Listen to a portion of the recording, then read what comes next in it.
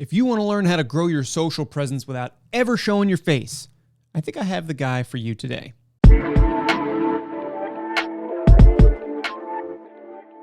I've thought about it a ton. I'm like, wow, wouldn't that be a lot easier than having to be in front of a camera all day and show myself? And people are like, it's because you're ugly. And I'm like, I keep hearing that. No, really, I have an interview today with somebody who grew their first TikTok presence to like 50 or 100,000 without ever showing his face, and now he's repeating the challenge to see if he can do it again. His name is Nguyen. He's the founder of Declassified Media, and his whole niche is cheat codes to get you through college, which has a social presence which has grown to just over 350,000 people as of today. The first 50 or 100 of which, as I said, no face. Today on the interview, we're going to talk about that story and how he grew it, the friends that he made early on to help him get through some of those early mental blocks of who cares, I'm never going to grow, ... And then we're going to move to the most recent challenge that he's doing, which is, hey, I built it once, I'm going to build it again. A 0 to 100,000 follower challenge, never showing his face, never posting about it anywhere, rebuilding his influence from the ground up. And so I think we're going to talk a lot about raw mechanics of growth that anybody can use, because if you don't have to show your face, it's got to come down to something about the content itself. And I think we can all stand to learn a little something from that. Hope you enjoy the interview. If you do like it, liking the video helps, subscribing helps, hitting the bell helps, all that helps. But listen to Justin. Don't listen to me. Here he is. Justin Nguyen, thank you so much for joining me. How are you? Doing good, man. Life's great. Can't complain. I'm glad to hear it. So the first thing that I want to ask about, because you, of course, as the founder of Declassified Media, have really figured it out with regard to building at least a TikTok. And I know you've done much more than that. You also operate in the podcast game. Kudos. Love that. That's what I do too. But the first things first, and we haven't really talked about this yet, but I want to ask about a bit of current events. As of yesterday, and by the way, people in our LinkedIn chat, feel free to ask questions through this, introduce yourselves, and say hi to Justin too. And I'll take those questions if I see them in the comment box. But Justin, just yesterday, Facebook announced that it would be rolling out an update to its app, and I'm not sure if this is going to port over to its desktop experience, where they are essentially breaking out the old school nature of a personal feed, what your friends and family might post, and a For You-esque style second feed, which is mostly stuff that you either follow socially or that you don't yet follow, just to enhance discoverability of new media. I just want to get a hot take from you quickly on that, because it seems like between Instagram's Reels and Facebook's feed, everybody's trying to be more like TikTok. Why do you think that is? And do you think a push like this will move more people to create for Facebook? I think it's interesting, right? Facebook, Meta, whatever you want to call it, right? They're kind of known as the copycats, right? When Snapchat launched stories, Instagram immediately copied it, and then it was an absolute killer for Instagram, right? It was amazing. But what I do think is the difference here is the long-term effect, which not a lot of people are thinking about. And what I mean by that is YouTube is built for community, even though the algorithm was very similar to TikTok's. And what I mean by that is, like, with the old YouTube Discover, like on the suggested side, Right. you would get put in front of creators that you never would have seen before, right? Just because that video matched and they were tagged correctly, Right. whatever it may be, right? So it's very similar to TikTok, where it's like, oh, because you watch something one time, the algorithm thinks that you're going to watch it again, so let's put some more suggestions there. And so I think that's what worked with YouTube. But YouTube has this unique thing with community because it has long form content. So a lot of these creators get to know their followers, or the followers get to know their creators a lot more. Whereas with Facebook and Instagram, I think why stories did well was it was very intimate and it built community. And Facebook was originally built around community, right? Like, if you look at how it got started with colleges, and you look how it's mainly used now, which is like family members and close friends, really, that's all you kind of use it for the most part. You don't use it to discover. At least I don't know many people that use it to discover. I don't know many people that use it to follow other people anymore, right? And I think Facebook's kind of like running itself into the ground, and that it's trying to be like TikTok, when it should still be more around that community and dive first into that community aspect of it. Yeah, I agree. And, Facebook has changed its algorithm and feed over the years many, many times. They initially did it, at least the first time that I recall, early 2010s, essentially to push up visibility for groups and things like that. You were seeing less of your friends and family post. Then it happened again in the beginning of 27 or 2018. I think the Wall Street Journal called it like Facebook's nuclear bomb, made a whole bunch more changes. But these aren't just changes in the algorithm or the type of content that you see. It completely changes the format. And I agree, the TikTok copycat is, well, just goes to show how powerful TikTok currently is. And by the way, it stands to also mention that I think just in the last week or two, there have been several viral posts talking about how TikTok's search is becoming better than Google search in limited capacities. So, isn't it helpful now that I'm talking to basically a TikTok expert? Could you, for the class, talk about what Declassified is? Yeah, so Declassified, I wouldn't consider myself a TikTok expert. I just spend way too many hours on this thing, Fair and I enough. love learning how people make money off platforms like this. But Declassified is basically, the best way to think about it is, if you're familiar with BuzzFeed or Overtime Sports, we want to become that, but for college and to career navigation. So the same way that BuzzFeed made news cool, the same way that Overtime made like sports cool again because ESPN was slowly dying. We want to make boring topics like LinkedIn, finding a job, making money, yada, yada, yada, very interesting so that students actually pay attention to it and they can graduate with jobs rather than just student debt. So that's like the basis behind what we're building with Declassified. Where did that start for you? So like way, way, way back then, I want to say maybe 7, 8 years ago, when I was still in college, I started what was called Young and Dumb, where Dumb stood for dedicated, up and coming, motivated, and bold, where we just interviewed like a bunch of, my friend and I interviewed a bunch of like just up and coming, aspiring individuals and like learning about their journey. That was doing something, but not really generating money. But I always had this goal in the back of my head of trying to help the younger generation, the younger version of myself, really learn what I like to call the cheat codes to finding a job and an internship. And the reasons that I call them cheat codes is I have this sort of mentality around life where, I'm not sure if you've ever played GTA before, Sure. Yeah. Who but hasn't? like, so I envision life very similar to GTA, minding not doing the GTA-esque things, but like GTA itself as a game is very hard to beat itself, right? It's a very hard game, but that's why they give you cheat codes, and then it's kind of up to you if you want to use them or not. And so that's how, sort of where I envision Declassified is, hey, we're going to show you all of these things that other kids, other parents are telling like their friends and their students.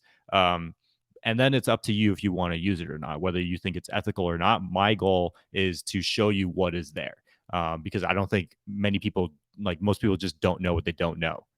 Right. This is great because when I started doing, and I did it in podcasting and I did it in late 2016, early 2017, I kind of thought of it as a bit of a cheat code myself, not to advance my career at that moment, but eventually I said, you know what? If I become good at this interview thing, I could probably get in the room with people that I couldn't have gotten into the room with otherwise. And to me, that was like a cheat code because I thought, well, why else would I deserve to do it? Now, I did podcast, you do TikTok, at least primarily today. I'm curious for you, what was that decision like to say, you know what? I'm going to go full charge into this, and I'm going to put myself up there, at least aspirationally, with the Overtimes of the world. Who are those, maybe some of those early advocates that you had who helped you get through the inevitable mental block of like, God, does anybody care? Yeah, I want to give a huge shout out to my boys, John Fry, Sam Donner, and Michael Sakan. Like, we'd all had known each other pre-pandemic, or I knew John and I knew Michael pre-pandemic, and as the pandemic hit and it got more normal to like hit people up to just jump on Zooms, what I thought would be cool is like, let me just set up recurring meetings with people. And so like, so I didn't have to deal with like having to hit them back up. So with some people I had like 2 week meetings, and with Sam and John, I had weekly recurring meetings. And during those meetings, it would literally be like, yo, views are down this week, man. Like, I don't know what I'm doing. And it's like, oh, we tried this and this worked. Or we're trying this and this works. Like, oh, bet. Okay, try that. That worked for us. Right. Great. And Right. then other weeks it'd be like, yo, we literally like, yo, we're not making any money. I'm about to quit. Right. And we all have gone from making $0 to I want to say all of us are making five figures or more every single month from our media companies Whoa. throughout the pandemic, which has been just amazing to be able to help each other out on this. So I got to ask then, because helping each other out towards that goal is awesome, but surely there would have been people who were advancing at a slightly faster pace than others, at least at the start. So if I could get a little more into that question, how in the moment were you keeping each other motivated? Like, what were certain things that you would do? Would you have habits? Would you have routines? I just want to get as granular as I can, because if you're all in the trenches together, that's great. And it's even better when somebody blows up. But that doesn't mean that the tide lifts all boats, at least at the same time. Can you talk to me a little bit about what it was like, let's say, in the trenches of that time? Yeah, I think the biggest thing is just having people that are doing the same thing with you at the same time that you can talk to. And what I mean by that is, like, yes, sure, you can, like, my editing routine was at that time record, like, write all my scripts down on Sunday, record everything Monday, and then Tuesday, Wednesday, Thursday, edit and post, right? Right, right, And I think that might help some people, that might not help others. But I think the one thing that will help everyone is if you can, like, for your instance, like, if you can find other people that are in the podcasting space that are around the same level as you, maybe a little higher, it's so helpful, because I popped off first on TikTok. yeah, Um, and like, I was doing super well. I was killing. I was like, oh my god, top of the world, bringing in some revenue. sure, Views were great. And then all of a sudden, I just hit a cliff and I dove down view wise. But then right as I was diving down, Michael was shooting up with a new type of format that he was doing. oh yeah, And so he was starting killing it. And then he started dying down and I started shooting back up.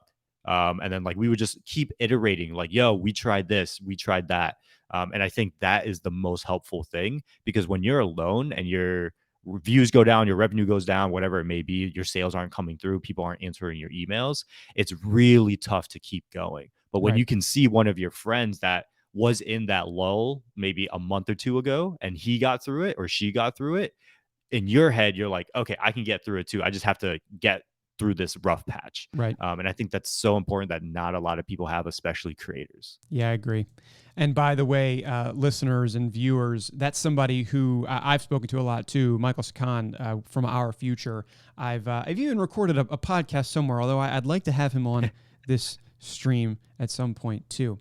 So, what changed about the way that you approached your content posting strategy, cadence, interaction with community as those numbers grew from 0 to now over 350,000 across all the platforms?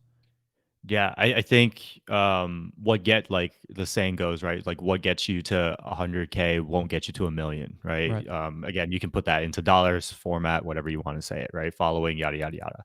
And so for me, I've actually done the no face challenge, so to say, previously. So I grew, I think, Declassified up to, I want to say, 100 to 150K without any facial, like any face. So it was Really? all voiceover. Yeah. So if you look like all the way to the beginning, like, I think the first two or three videos are like memes, basically, Uh-huh. like me Sure. trying to do trendy stuff. Sure. It was like, yeah, this is not great. And I look stupid doing this. Let me not. Um, and then I started doing like voiceovers with like moving text and like video clips and stuff like that. And that's what grew us to about 100 to 150K. But then I got there and I was like, I really want to build community. And it's really hard to build community around something that people can't see, Yeah. right? So what I ended up doing is, like, I started to be the face of it for a little bit, but I realized from a declassified standpoint, I wanted it to always be student facing. So I wanted someone younger, right? I was starting to age out of that like college demo. Right. And so that's when I brought on JC and Ian, and they came up with this idea.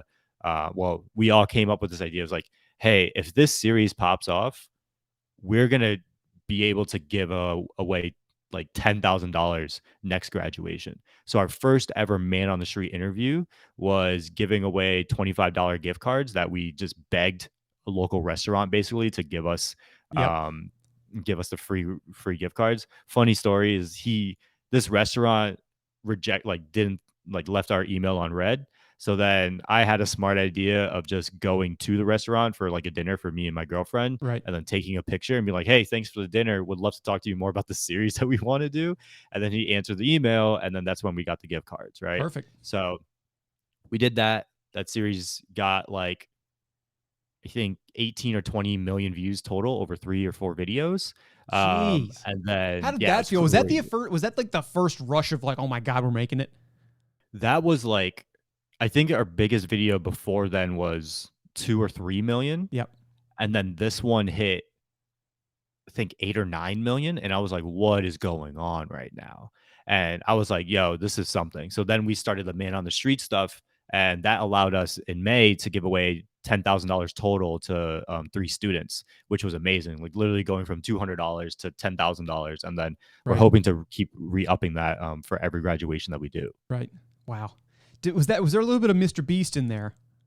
Like get this Yeah. money and Yeah. then give it away because that gets views. Because he did that and like, he said like I could give away less money, I could spend less money, but like, and I think actually the first time he did it, he got a sponsored deal for 5K and he said, nope, give me 10. And because 10 will look better in the thumbnail, 10 will look better in the Yeah. Yeah. title. Yep. And that was his like way of selling, but whatever. I guess that's a cool way to double your bag sort of immediately. So talk to me about the today of Declassified, and then I'll sort of go to this new challenge and maybe what's old is new again with regards to doing no face. But today at Declassified, you've gone from 0 to 350. You've gotten bazillions of views, just made that up. And now, as you said, maybe what's worked to get to 350 won't work at least as well to get to the million.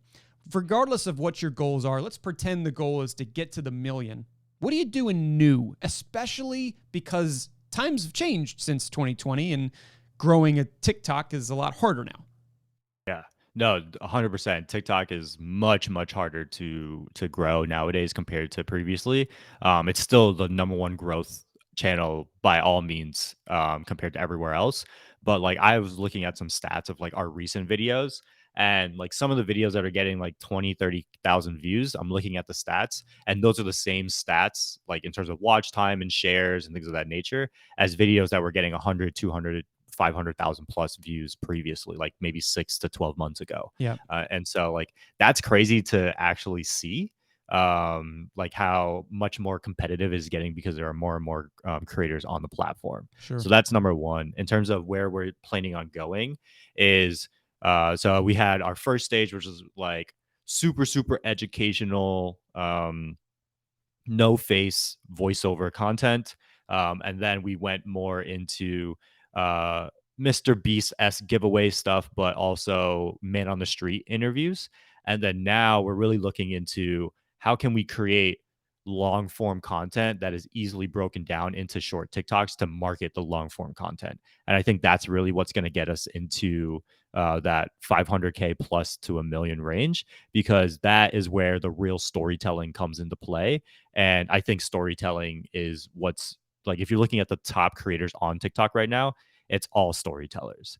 So A video podcast, maybe?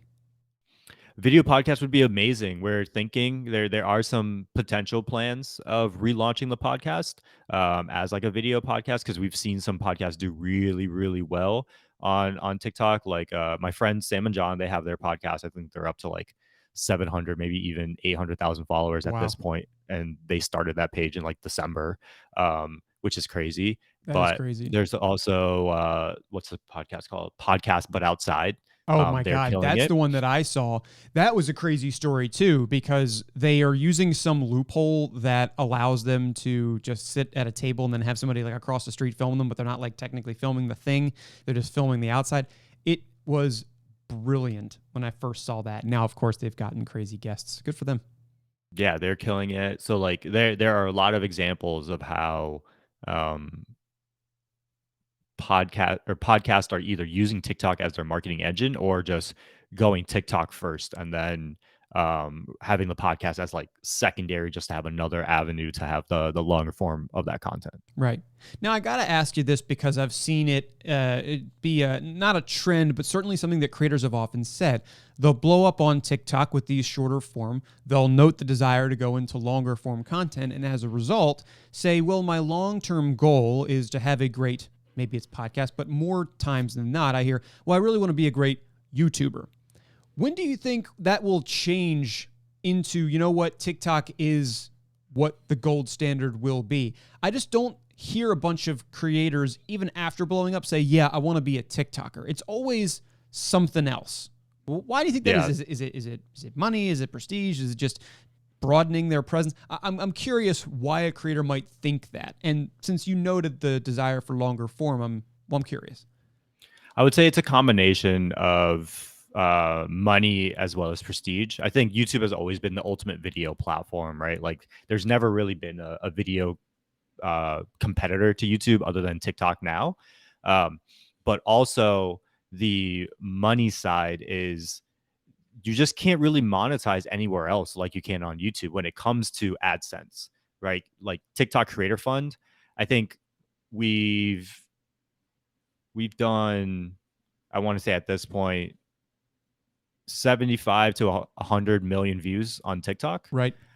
How much money do you think they paid us? Okay, so I don't know because I've never had like my biggest video on TikTok was like some dumb happened last year or 2 years ago. I got like 2.5 mil, but I wasn't in this creator program because I didn't have 10,000 followers. I'm gonna guess something embarrassingly low. You said 100 million? Yeah. Okay, so that's roughly. like 100,000. So 100,000 times a CPM. I'm gonna guess the CPM is like cents on the dollar, and I'm gonna guess that you've made like $300.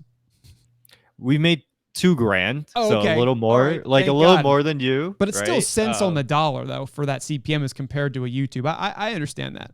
Yeah, and so that's over the course of what, a year and a half, 2 years or so, right? So Right. it's like, okay, what is that paying for? Not even food at this point, Yeah. not even gas, right? It's not Inflation's paying crazy, for right? anything. It's not paying for the camera you use to film the TikToks on or the phone you use to download the app. I understand. Exactly, right? So like the monetization isn't there. Brand integrations, I mean, we make a lot of money from our brand integrations with our content, so that's great. But like, unless you're a salesperson and unless you understand the creator economy, like I know people that had 2 million following between TikTok and their Instagram, mainly through Reels and then their TikToks, Sure. Yep. and they were charging $1,000 to $3,000 for a post because they just Wow. didn't know that they could command 10 to 15 grand if they did it correctly. Yeah. Right. Seriously. So a lot of these, again, I'd say kids, because a lot of kids are the ones popping off on TikTok, but even older folks too, they don't understand their value because they look at how much the creator fund is paying them and they're like, yo, I made $2,000 over 100 million views. Someone wants to pay me $1,000. That's crazy. And I'll take that deal. Whereas YouTube, since the monetization is a little bit built in, a little bit more, the economy is built a little bit more in terms of like what people know, what they're worth, because you can find more articles about it on there. People can sell themselves a little bit easier. But with TikTok, again, we've been pitched a deal when we were at like 100, 150K. It was $70 for total for 7 posts plus like 5% or 10% commission or something on like a water bottle brand, which is crazy. That's I mean, embarrassingly low. And of course, today that's something that would command a whole lot more than that. But these are young, impressionable folks. In a lot of cases, people who create content at that age don't really know. I mean, maybe they know the value of a dollar, they know the value of money, but they don't know the value of their time, their resources. And it's an important lesson, which I think, unfortunately, people will have to learn the hard way unless they do a lot more research on that. It actually makes me really appreciative of some of the other Declassified-esque presences out there, especially those who have coupled platforms with their content. I think Clara is one, and there's a second one. And really, these started in viewers and listeners just to sort of rip the cover off of what brands should actually be paying or are actually paying for spots like that, just so you don't get ripped off. There are now, it started as Google spreadsheets, and now it's entire platforms crowdsourcing that rate information. And while it sort of commoditizes any creator into a bucket of a number, it's a number still which is much higher than you're probably hearing, at least at a first pitch. Certainly more than $70 over 7 posts, even with a back end. That's 5 or 10%. So, Justin, first off, and I say first off because I think that closes like the first chapter of the interview. Congrats on all this crazy growth and commitment over the last 2 years to not give up. Thank God you had that group of people around you to keep you going. I've started and sputtered with TikTok, and man, it's mostly because the people around me, I'm 30, I think it's totally cringe. And that's tough for somebody who really cares about what other people think, and that's to a fault, personally. But you just barreled right through that and you made it happen. And Declassified is now the face of the overtime for education. But the face is something you've now removed for this next challenge. And I say what's old is new from earlier because you think you could do it again in an even shorter amount of time. Can you talk about this? I don't know what you're calling it, the no face challenge. What are you calling this exactly? I mean, it's basically it's a 0 to 100K growth challenge, right? And I'm trying to do it without having a face and like kind of an anonymous page. And the reason for this is because I've been fascinated by a bunch of these anonymous, usually business story pages on like YouTube and stuff, where it's literally just a voiceover over just some content, whether that's movie content, infographics, whatever that may be on the screen. And like some of these pages are racking in money. Oh, yeah. And for me, it's like, this is kind of like a growth challenge for TikTok to see if I still have the chops and like to be fun and like gamify it because I just like challenging myself. Sure. But also B, it's kind of like a growth challenge for LinkedIn as well. So like, as you know, like I've been posting on LinkedIn for a while. I was kind of like stagnant on it at the beginning of the year, and it didn't really post too much. And I kind of wanted to try something new with this to see if doing a series would have people want to follow me to grow my following on LinkedIn. So it's kind of like a double growth challenge, low key. Okay, low key. Now, don't give us any clues as to the niche or the industry or the type of presence that this is, but what are a few of the things that you plan to do in order to grow that presence so rapidly, just from a raw mechanics point of view? Because if you can't post about it, I mean, who's going to find it? There must be some other secret there. And I'm curious what you've learned so far. And then we'll start to talk about the first steps that you've taken in the first 2 weeks. But what are some of the things you think will get you to that 100 with no face? Yeah, and I also want to do it in like a sustainable way too. And what I mean by that is like one of the biggest pieces of advice that you see if you Google like how do I grow on TikTok is you need to post 3, 5, 10 times every single day. And it's like, yo, there's no way that you can do that. Like, especially if your content is anything that has like a money associated with the type of content that you're creating. Yep. It's impossible to create 10 things when you're just getting started, right? Agreed. So what I'm trying to do is like, is there a way I can post maybe like 3 times a week, 5 times a week, keep it like low maintenance for the most part. But also really the strategy right now is test within those first 3 to 5 posts, like test the way that the content is edited. If one of those happens to pop off, keep reiterating on that one type that keeps popping off. So it's like, okay, how much watch time did that get? All right, this one got 5 seconds, this one got 10 seconds, this one got 15 out of 15 seconds. Oh, okay, this one got 100% watch time. Why did that work? When did people drop off? All these different sort of factors really come into play. And that's when I think TikTok is starting to re-roll out their analytics feature. I just looked at it this morning and I had it. I hope they don't take it away because it's really great. They have like a retention graph. So like you can start to see when people start to fall off. Oh, wow. So hopefully I have that on the new page that I'm starting. I haven't checked that page to see if I have it, but Yeah. that'll be great. I haven't seen that on mine yet. All I see are follower analytics, basically location, gender, and I think that's it. And then a little graph to show growth over time. And then with the content, it's just total views and top performing. So I wonder, because that retention is super powerful, because that's another perk of like the YouTubes of the world where you can see like to the minute block or the second block, like when people exactly are dropping off. Now, Yeah. getting super analytical with the content is great.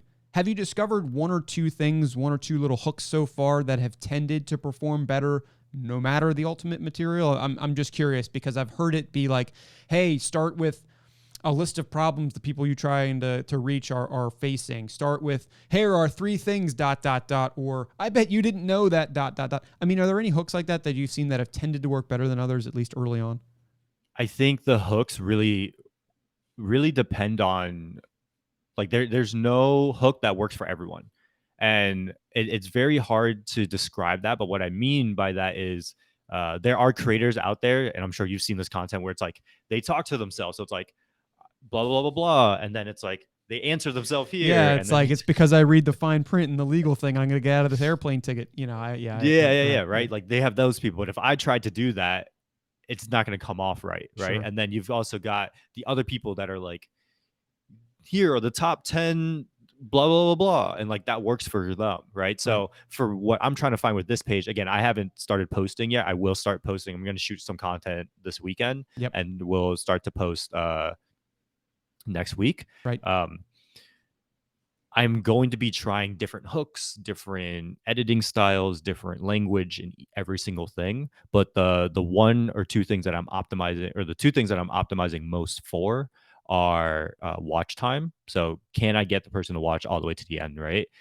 With like quick shortcuts, right, probably.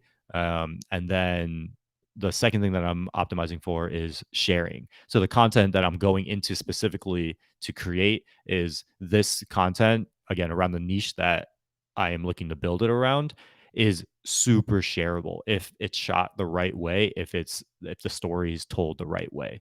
So we'll see. okay.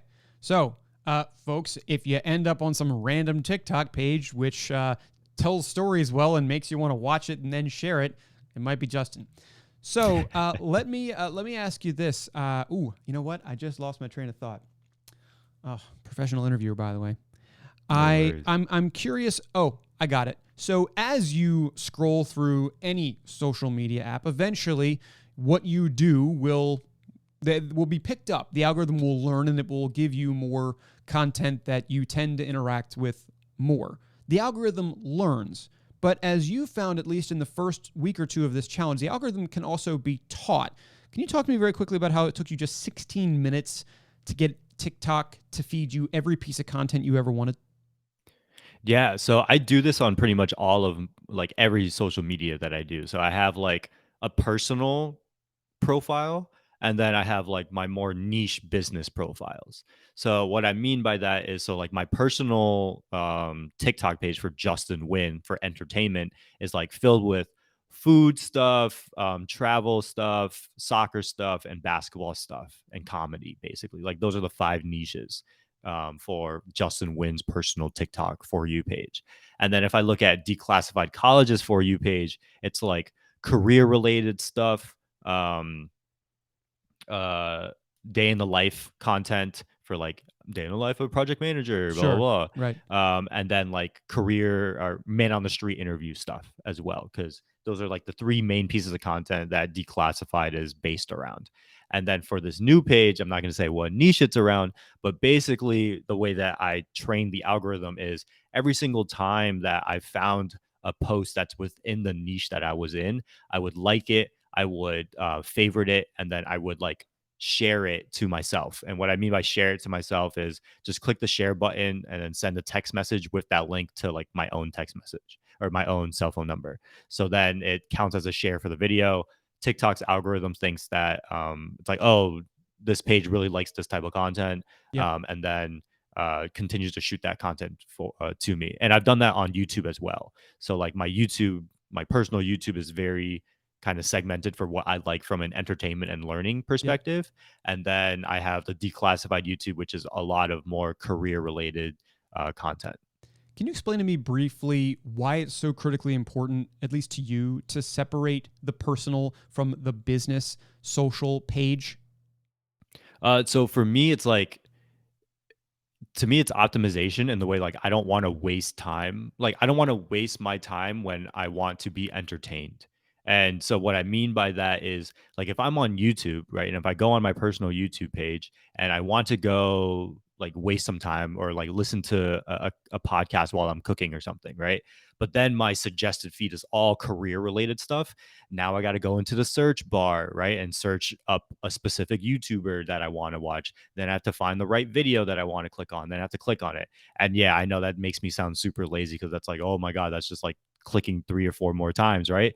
But that to me helped me save me time, but also like mental strain as well. It's like, oh, okay, if I want to go cook, like if I want to watch something while I'm cooking, I just have to go onto YouTube on my personal page and I'll find the video that I'm looking for. Right. Whereas if I want to like learn a little bit more, like study the YouTube algorithm or the TikTok algorithm a little bit more, then I just go onto like one of the business profile pages. That's something that I haven't nailed down yet. And actually, because I used many of my presences personally prior to this Atom On brand thing, it's become difficult. But I've tried to take some of your teachings to heart. And even last night and yesterday and the day before, spent a lot of time, like a ton of time, I think you said on LinkedIn that bookmarking and sharing and following were like some of the top things that you can do. I've also been doing a lot of, and I want to get your take on this, using the not interested button. You ever do that on TikTok to say A like, few times. okay. A few times, yeah.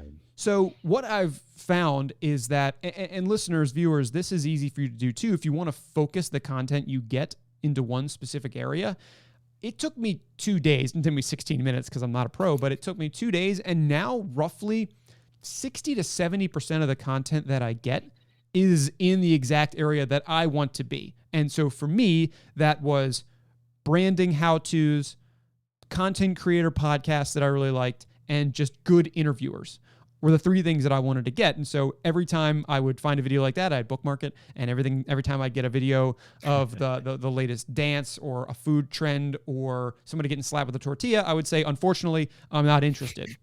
And it's really helped with what works in the niche that I'm trying to build in. Is there something to be said also for when you teach an algorithm a certain way, the people who are also interested in that kind of content will get more of your content? Is there something there too?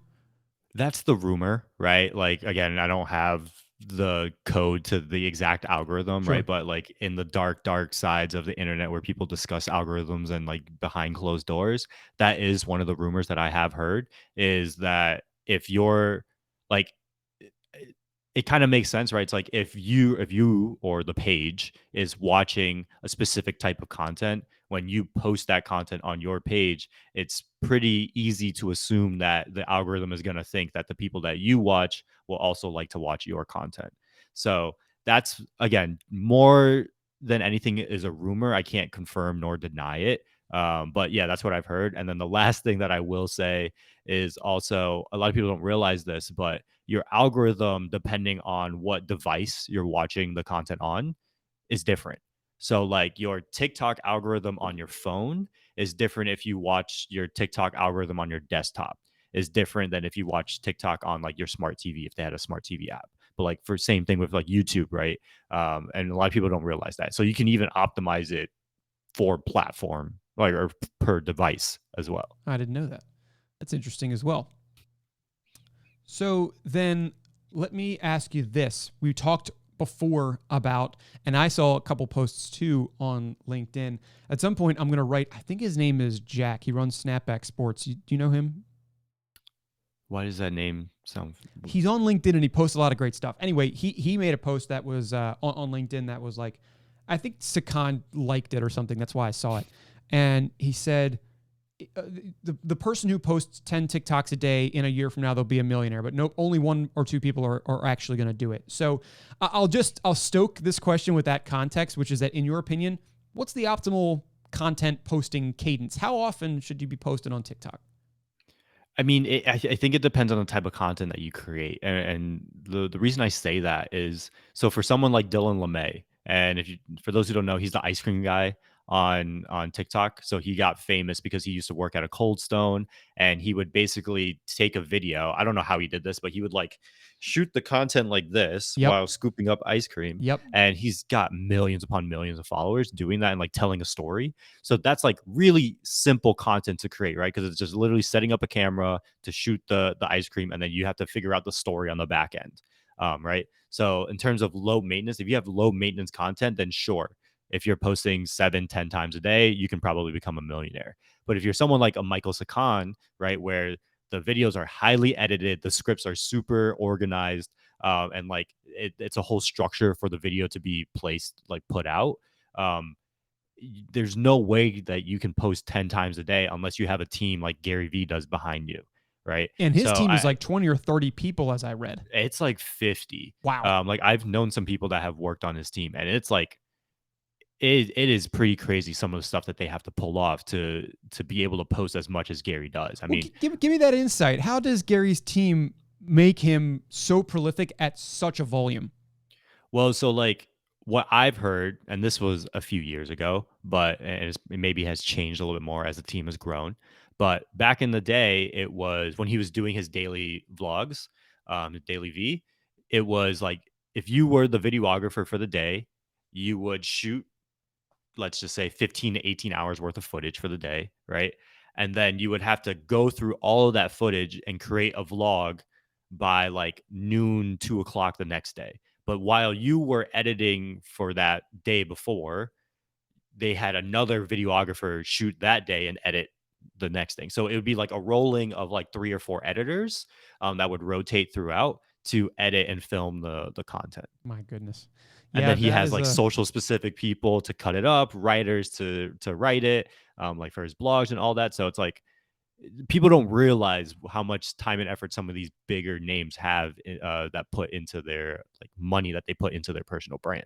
oh, totally. And the fact that I mean, even that, I mean, viewers, you can do the math in your head. 50 people working at a big agency, working in social, proficient in it. That's millions of dollars. And so like nobody expects that, unless you are like the big cheese, but it just goes to show that getting to quality and quantity together is probably really expensive. And you also have to be really, really busy. I don't think I could film a daily vlog. And I know that was the popular thing to do back in like 16, 17, 18 with when the Paul brothers were doing it. And that was like the early, even before Hype House and all this, the early YouTube creator groups were doing a lot of that. But even now, and it might not be a daily vlog, but it's still the same volume of stuff. So Yeah. it's interesting to note. And so I'm supposing what you're telling me is that there's a happy medium there. Well, there's a happy medium, and it's also I think all these platforms care about now is quality, and by quality, it really just means can you get the person to watch to the end of the video? Yep. And I was watching an interview or a clip of an interview from Colin and Samir that he did with Love Tommy him. Innit. One of the people I follow. Tommyinit. Let me guess. I look at social media like a video game. Yes, that, but it was this clip that made so much sense.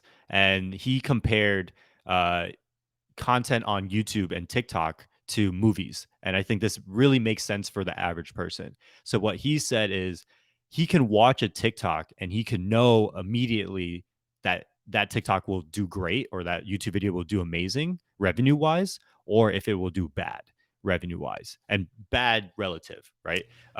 And the way that he looked at it, or the way that he compared it, sorry, go ahead, Nope, because nope, I no, know no. the quote off the top of my I'm head. cutting you off, but I watched so many freaking clips of this, and listeners, you're gonna love this. You're gonna love this comparison because I think it's if I'm remembering correctly, he did like Fast and Furious to Everything Everywhere All at Yes. Once.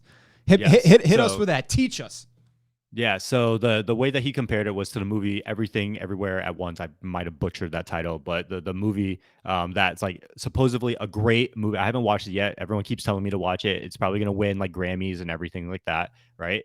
But that movie cinematically looks a lot better than a movie like a Fast Furious 20 million, whatever they end up going to, right? Yep. But the Fast and Furious movie will probably make a crap ton more money than the more cinematic movie. And that's very similar to how you have to look at YouTube is the quality is relative to who is watching your film and relative to what you deem as what your end result wants to be. Do you want to be seen as a quality filmmaker, or do you want to make the most money? Because paths to both of those routes don't necessarily lead to the same like route, so to say. And I think that was a great comparison, listening to Tommy talk about that. Agreed.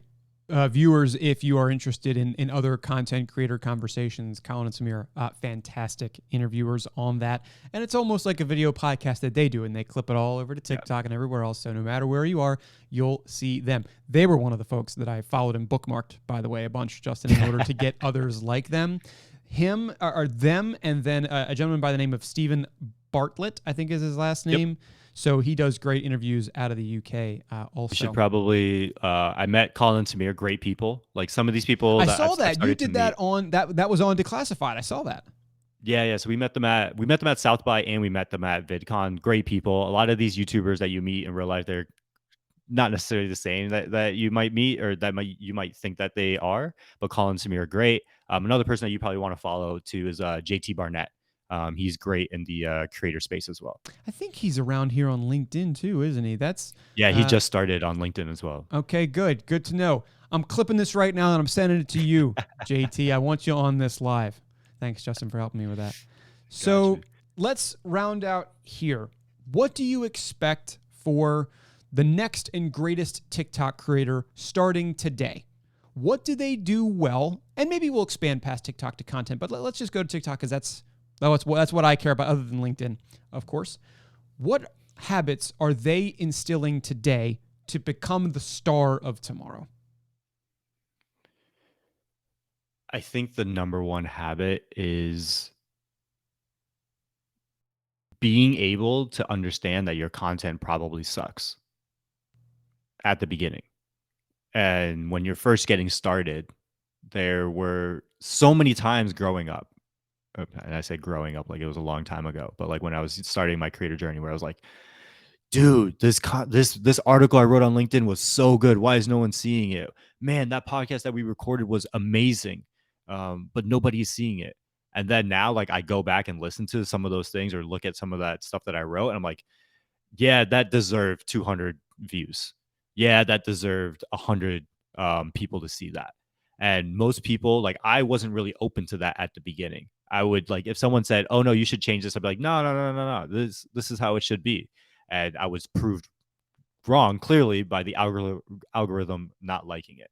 And I think that's probably the number one trait that I see in most great creators, is they're able to accept that criticism at the very beginning.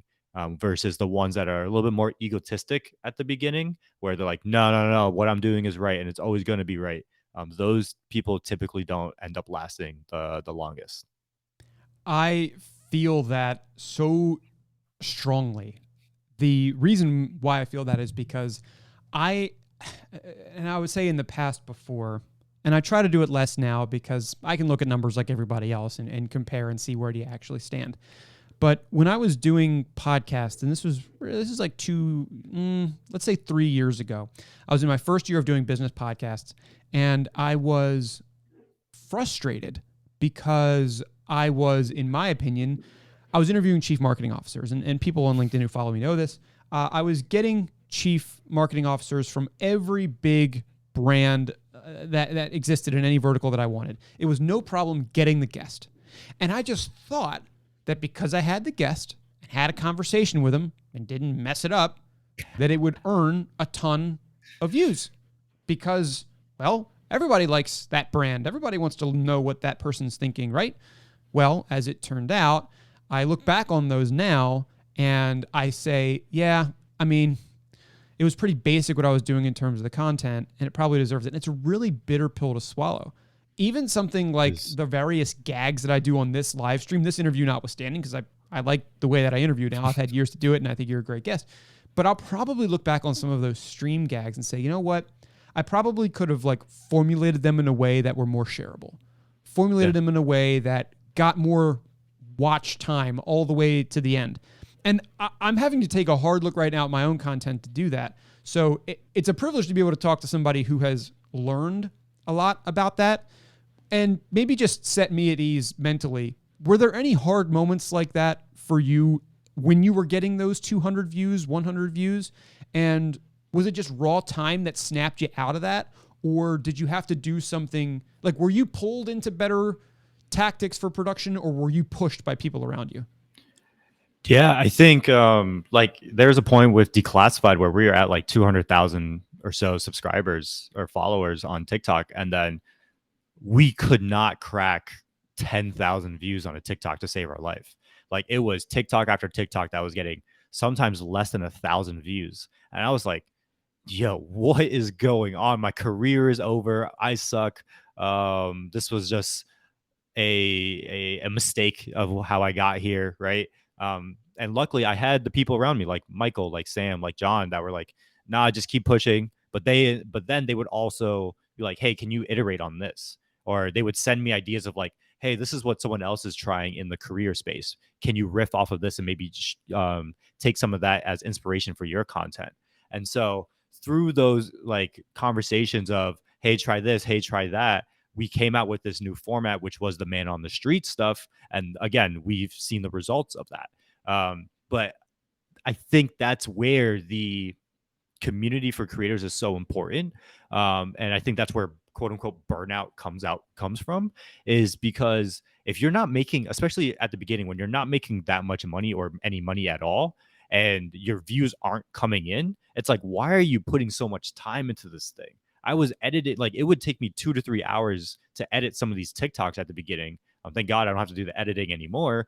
But like putting 10, 15 hours a week of work and getting 0 views, and if dollars weren't coming in, I'd be like, dude, what am I doing this for? And when you've got those friends around you that can help be like, nah, it's a long-term game. Like in 6 months, you'll be popping again. In 2 months, you'll be popping again. Just keep pushing, keep pushing.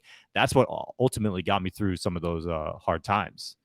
Well, I'm glad that you had those folks. I'm glad that you pushed through those, and I'm glad that you're on the other side of that.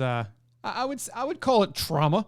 I would feel that way. I felt that way all the time. Like I felt that way making content. I'm like, oh my God, Adam, do you suck? Do people not care? Maybe it's like it's over. Yeah, it's over. Right. And then it's like, and then you get all conspiracy theorists, and it's like, am I shadow banned?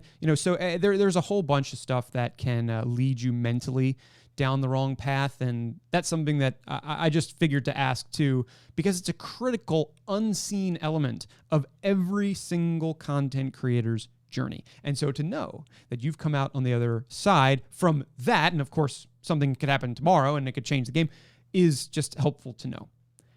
Thank you so much for being here, Justin. I want to ask you one more question, which I'm going to send around to people depending on how you answer.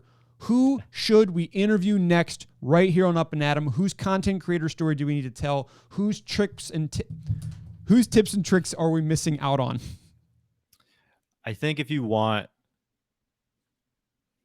trying to think in my head, who would be a really interesting guest for this show? I think if you want an entertaining guest, if you want 2 people, you can get John Fry and Sam Donner. But if you just want one person and you want a really interesting show, either or would be great. But I would say Sam might be a little bit more goofy.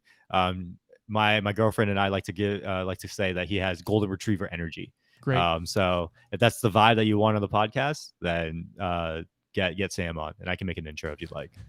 That's great. Thank you so much for declassifying your growth journey with us. Best of luck on the 0 to 100K. I will stay following along, and I'll also tell viewers right after this where they can find you. Appreciate you, man. Right. Thank you for having me on the show. And then again, find me on LinkedIn, Justin Nguyen, or just look up Declassified College and hit us up there. Gotcha. Thanks so much.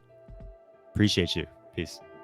I'm so tempted to try a similar challenge to Justin, to show no face, just use raw content and get from 0 to something. Obviously, I'm doing a lot more with my face first because I need something before I can build something else. That tommyinit interview is really interesting too. I'll go find a link and throw that in the description. Thinking about things like a video game may help when it comes to what moves content. Regardless of the face, regardless of anything else, what about the concept and the execution will make you grow? Because if you follow that and you follow some of the stuff that Justin said in this interview, I think you'll be a lot better off. Here's where else you'll be a lot better off if you stay here. if you keep watching these sorts of interviews. I do interviews with content creators all the time. I'm mostly doing them on LinkedIn, which is why I have the LinkedIn thing down here. I'm streaming there, which is a little odd, but I like it, making a little bet on it, and I'd like you to follow along. So I'm obviously here. I'm across socials everywhere at Adam on Brand, including LinkedIn, and I look forward to the next time that you come here. I actually look forward to the next time I bring something to you. I wish I had some like cool send-off thing, some like tagline. So here you go.